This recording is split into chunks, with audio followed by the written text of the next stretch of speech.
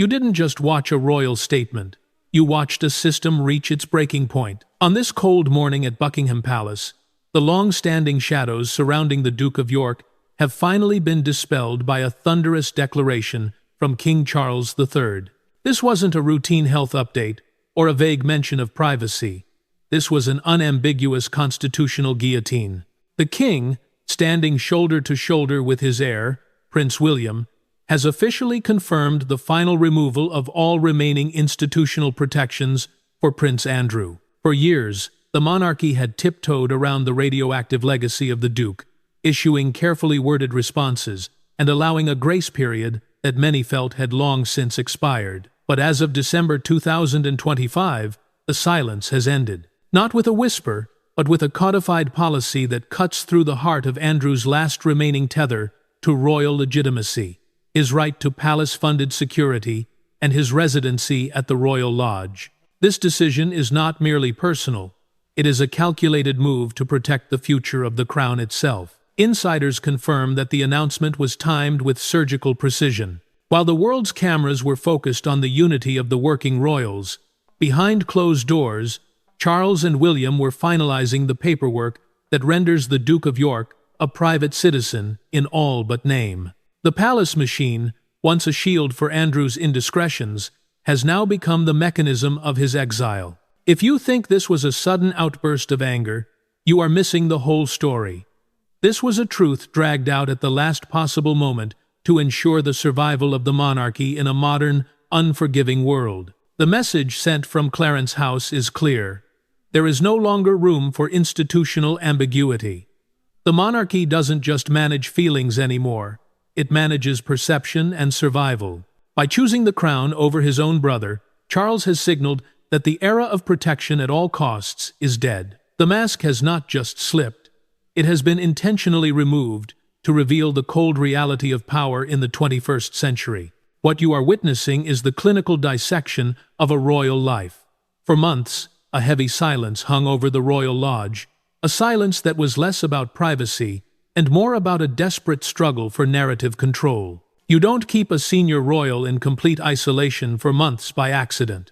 Behind the grand stone walls, a civil war was raging between the king's modernization team and the remnants of the Duke's loyalists. The palace didn't just manage the optics, they tried to control reality itself, until the weight of the scandal became too heavy for even the crown to carry. Sources close to the Lord Chamberlain's office reveal that the internal rift reached a boiling point in mid-December. Prince William, acting as the primary driver of this sovereign operating code, reportedly demanded an end to the institutional ambiguity that has allowed Andrew to remain in a state of semi-royal limbo. William's view was sharp and cold. Silence in a family is one thing. Silence in a public institution is another. He refused to let the ghost of the past haunt his future reign. The conflict centered on a single, devastating email with the subject line, "The institution can no longer afford the Duke's shadow." This was the moment the mask truly slipped. For years, Andrew believed his bloodline was an impenetrable armor, a fairy tale shield that protected him from the consequences of the real world. But Charles III, moved by a sudden and rare moment of fragile honesty, realized that the ancient house was cracking. You don't fix a crumbling foundation by hanging more beautiful paintings. You have to look directly at the cracks. By late December, the palace machine had effectively paralyzed Andrew's operations. His legal appeals for state-funded security were not just rejected, they were met with a resounding constitutional no that King Charles personally endorsed behind closed doors. This wasn't transparency. It was the truth being dragged out at the last possible second because the system had reached its absolute breaking point. The Duke of York is no longer a what in the royal equation. He has become a how, a test case for how a modern monarchy survives its own human failures. If a king has to overrule his entire court just to tell the truth, that is a problem. The moment King Charles III decided there would be no more hiding wasn't just a change in PR strategy, it was a deliberate act of institutional sabotage against the very machine that has protected royal secrets for centuries. For decades, the palace operated like a grand theater. a meticulously painted backdrop of perfection designed to keep the audience from seeing the chaos backstage. But with Prince Andrew, the stage lights have finally burned out, and the king has refused to replace the bulbs. Charles has come to a cold, late-career realization. You don't heal an ancient house with cracked walls by simply hanging more beautiful paintings over the damage. You have to look directly at the structural rot. In a rare and emotional pivot, the king reportedly overrode his senior advisors, the men and women who live and breathe optics first, and chose a path of brutal honesty. He saw that the silence surrounding his brother was no longer a shield. It had become a poison seeping into the foundation of the throne itself. This declaration of Andrew's final removal was not merely a royal statement. It was a confession. It was an admission that the old ways of managing perception had failed. Like the great-grandfather clock in the palace hallway, the hands were still moving, but the internal gears had worn down to nothing. If the king didn't stop the mechanism now, it would break beyond repair at the very moment the nation needed it most. The king's decision to strip Andrew of the palace's protection is the ultimate next-level strategy. He is moving the monarchy from what is happening to how it will survive. By choosing to overrule his court, Charles has rewritten the monarchy's script, proving that in the 21st century, the crown can no longer go back to pretending that nothing ever breaks behind palace walls. This was truth dragged out at the last possible moment, but it was the only truth that could save the House of Windsor from its own history.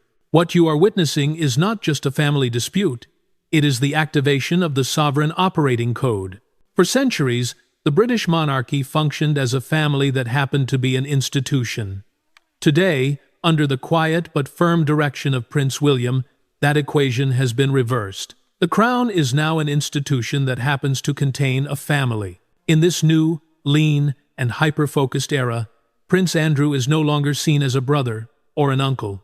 He is a legacy liability that must be liquidated for the business to survive. Insiders describe William not just as an heir-in-waiting, but as the monarchy's chief enforcer. While King Charles provides the constitutional signature, it is William who provides the strategic iron fist. The decision to strip Andrew of his final protections wasn't just about past scandals. It was about the 2026 patronage map. William has reportedly taken personal control of reassigning the Duke's former charities and military roles, folding them into a centralized structure led by himself and Princess Catherine. By freezing Andrew out of the institutional budget, William is sending a message to every shadow court, from Windsor to Montecito. The crown does not negotiate with its own history. The Royal Lodge is no longer a residence. It is a strategic asset on a balance sheet. The palace's refusal to continue funding Andrew's security is the final nail in the coffin of the protection at all costs era. You don't keep a billion-dollar brand safe by harboring leaks in its foundation. William understands that in the age of transparency, any association with Andrew is a stain on the future he plans to lead. He isn't waiting for the storm to pass.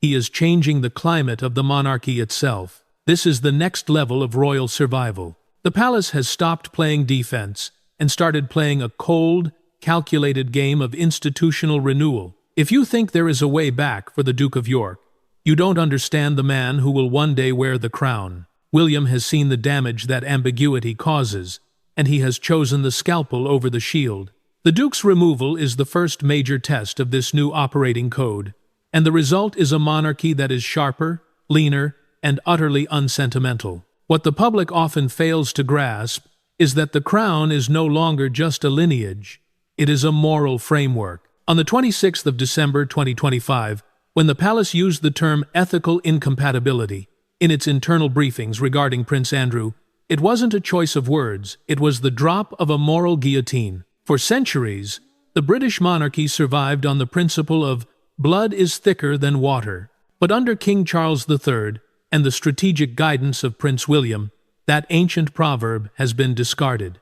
The new rule is, the integrity of the institution is thicker than blood. Andrew's removal is the first time in modern history that a former duke has been categorized as structurally and morally incompatible with royal service. This designation is final, irreversible, and devastating. It means that the Crown has officially decided that Andrew's personal character and his past associations are now toxic to the very survival of the monarchy. The palace is no longer asking if he is guilty in a court of law.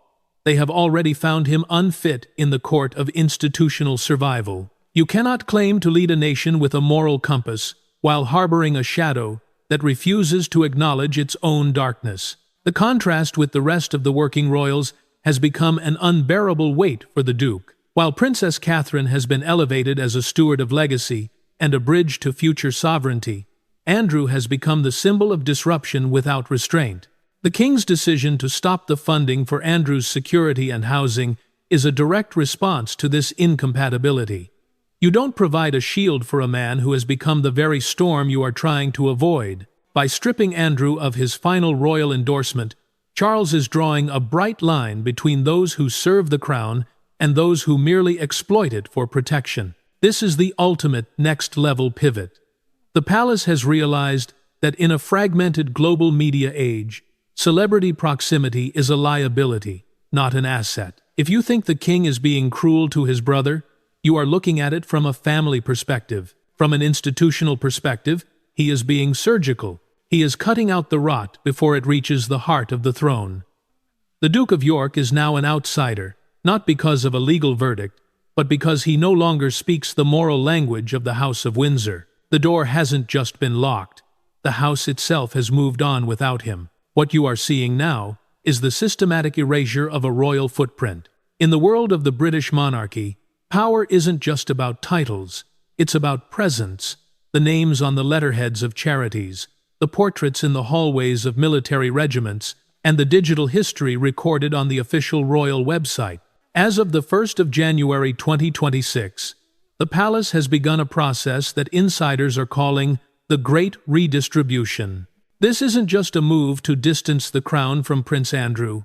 It is a hostile takeover of his former life to ensure that the Duke of York becomes a ghost in the annals of modern history. King Charles and Prince William have finalized a revised patronage map that effectively redistributes every single one of Andrew's former charitable and military roles.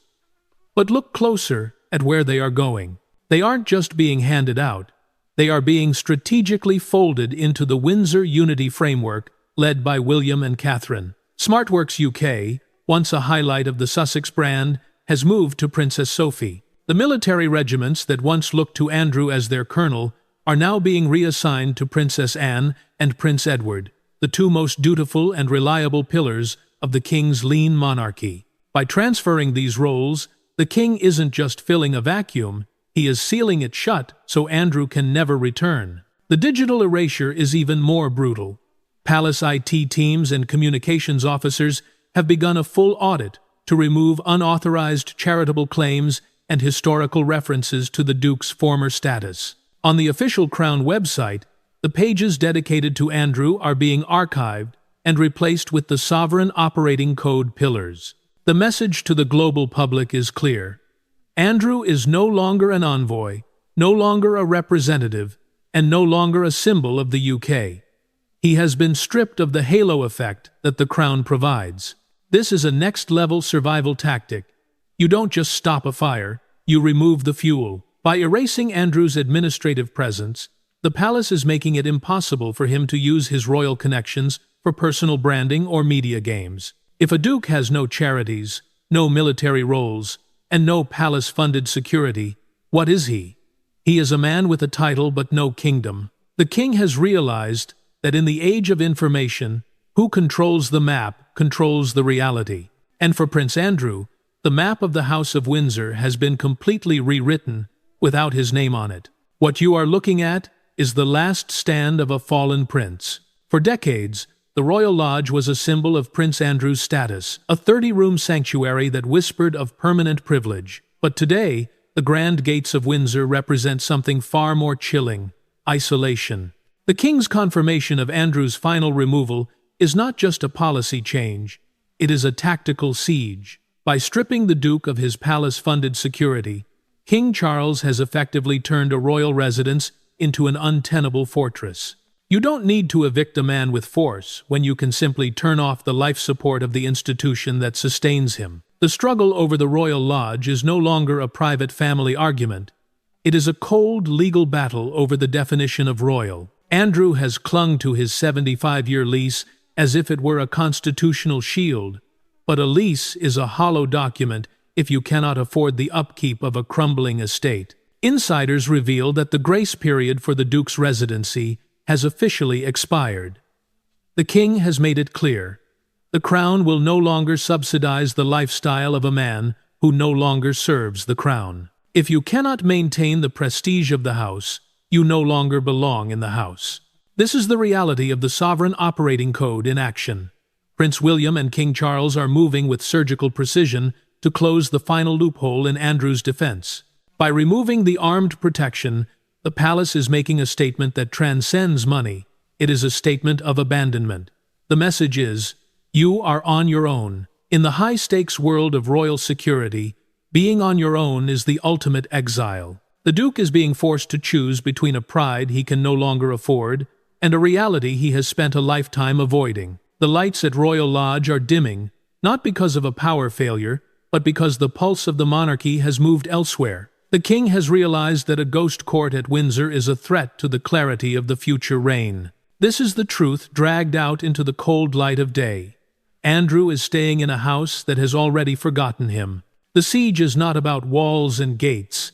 It is about the withdrawal of the institutional oxygen that allowed him to exist in a state of suspended animation. The fortress has become a prison, and the key has been turned by the very brother who once shielded him from the storm. What happens when a man who has spent 60 years protected by a shield of gold suddenly finds himself standing in the freezing rain? You are witnessing the psychological collapse of a royal ego. Prince Andrew's reaction to King Charles's final decree was not one of quiet resignation. It was a desperate, chaotic counteroffensive. Insiders at Windsor describe a man who feels not just evicted, but betrayed by his own blood. For Andrew, the final removal is not a constitutional necessity. It is a personal execution, and a man with nothing left to lose is the most dangerous kind of ghost to have in your palace. Reports have surfaced of a nuclear option being discussed within the Duke's dwindling circle of loyalists. There are whispers of black memos and private journals documents that date back to the early 2000s, containing details that the Crown has spent millions to keep buried. This is the ultimate hostage situation. The Duke of York versus the House of Windsor. Andrew reportedly believes that if he is to be cast into the wilderness, he shouldn't have to go alone. He has begun to hint at the failures of others, his siblings, the senior courtiers, the very system that now claims to be ethically incompatible with him. You don't spend a lifetime at the heart of power without learning where all the bodies are buried. But the King and Prince William have already anticipated this move. The palace's sovereign operating code includes a preemptive strike against any potential leaks. Legal teams have already been briefed to initiate a full audit of any unauthorized disclosures made in the name of the royal family. The King isn't just taking away Andrew's security, he is taking away his ability to speak. Any attempt by Andrew to monetize his truth or weaponize his secrets will be met with the full weight of the Crown's legal machinery. This is no longer a family conversation.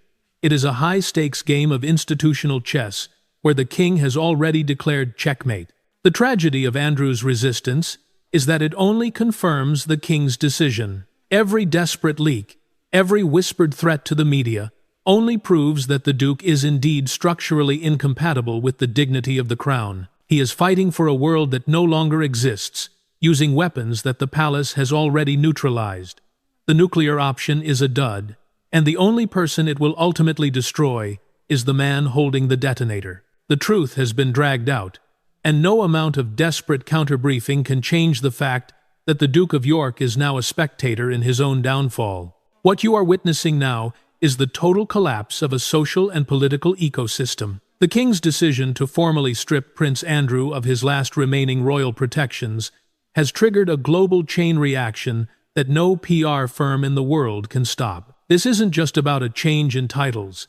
It is about the death of a brand. In the high-stakes world of international influence, the Duke of York has become a pariah, a name that is now synonymous with institutional risk rather than royal prestige.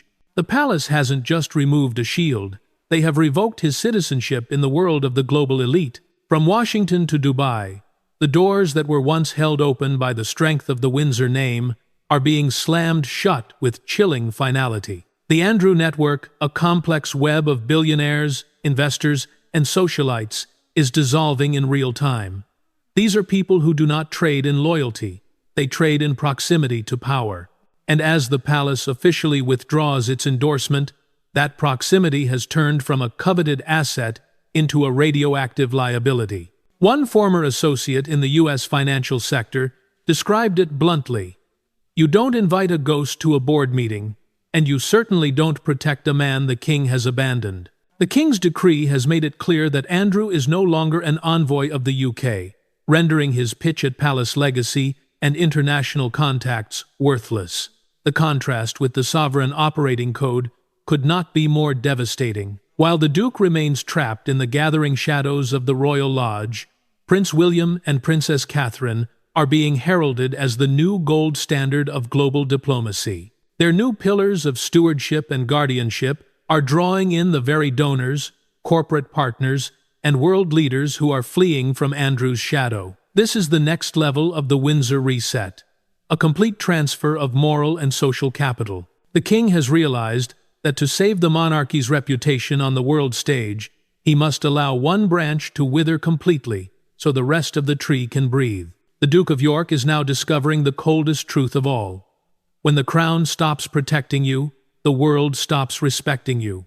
His isolation is no longer just physical, it is historical. He is being moved into a category of one, a man who was once a hero of the Falklands, now reduced to a cautionary tale of how quickly the light of the crown can be extinguished when it is no longer earned. The truth has been dragged out, and the global verdict is unanimous. The era of Prince Andrew is over, not by a single act of law, but by 1,000 acts of abandonment. He is a man with a title, but without a single ally left to hear it. At precisely 6 p.m., on the 26th of December, 2025, a gold-embossed communique was posted to the gates of Buckingham Palace. It was short, elegant, and echoed the tone of royal decrees from 1,000 years ago. It read, "Let it be known, by order of the sovereign, the House of Windsor reaffirms its succession and its service. The crown shall pass solely through those who honor its dignity. No claims or associations beyond this line shall be retained." With this final act, King Charles III did what no monarch in recent memory had dared to do. He sealed the line of succession not only through blood, but through conduct, loyalty, and constitutional alignment. This was the final, formal execution of the sovereign operating code. The message to the world is now undeniable. The era of the freelance royal is dead. By stripping Prince Andrew of every last shred of institutional protection, the king has cleared the fog of celebrity distraction that has plagued the monarchy for a decade. There are no more blurred lines, no more shadow courts at Windsor, and no more exceptions for family members who refuse to serve the integrity of the crown. The monarchy has transitioned from a sprawling, fractured family into a leaner, sharper, and hyper-focused institution centered entirely around the heirs, Prince William and Princess Catherine. In a private ceremony held at Sandringham shortly after the decree, the king presented William with the restored Great Windsor Key, a symbol not just of command, but of responsibility. Charles's words, recorded in the royal logbook, serve as the ultimate epitaph for this crisis. "I am not immortal, but my duty has been to restore the line and prepare the soil. The tree will grow through you. Let it be strong." The Windsor reset is complete. The institution has survived its own human failures by choosing action over ambiguity and service over sentiment. The truth has been dragged out, the moral judgment has been rendered, and the Duke of York has been left behind in the gathering shadows of history. As we move into 2026, the monarchy stands undivided and unshaken. The future belongs to William and Catherine, and the crown remains, as it always must, the final word. The storm has passed, and in its wake, the House of Windsor has never looked more defined.